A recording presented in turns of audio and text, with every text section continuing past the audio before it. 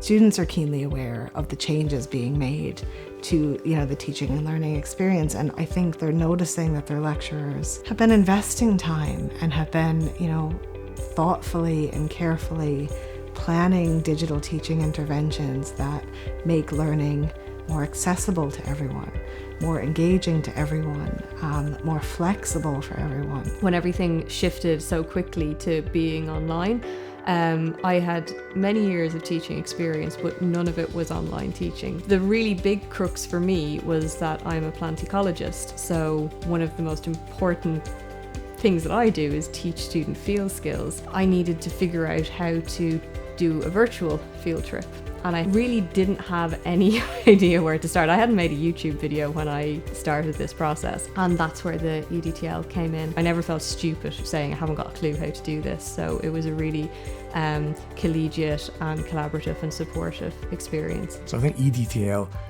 helped people see the possibilities just from that whole act of sharing. So it's not just that the staff will have learned how to use a particular software package, but when they come to plan out a new course or a new module, they'll know what's available to them.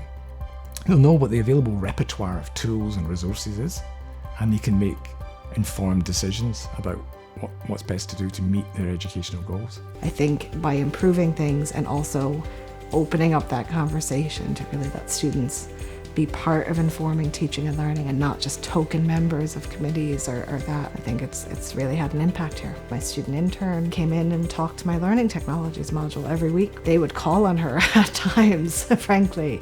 They would even sidestep me. Let's hear Lauren's opinion on this. Our EDTL project was primarily looking at how we could embed experimental work into our introductory module in pharmacology. And the EDTL project came along just at the point where we were trying to see how we might be able to convert what was a series of workbooks that were in PDF format to convert them into an online kind of setting.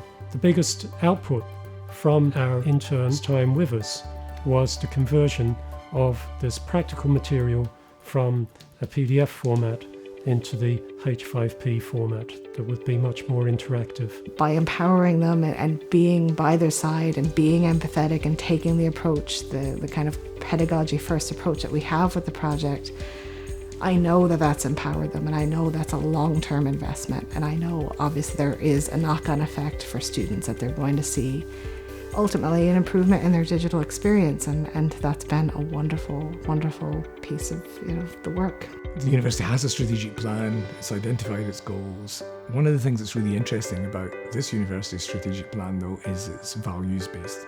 And that actually is something that resonated, I think, very much with EDTL and what it was trying to do. So it wasn't just about providing technical training and technical support, it was actually about the bigger questions of how we teach, how we design teaching and learning experiences, but also as an institution, what is it that we're trying to achieve? What are the underpinning values and what's the ethos? And EDTL helped a great deal with that.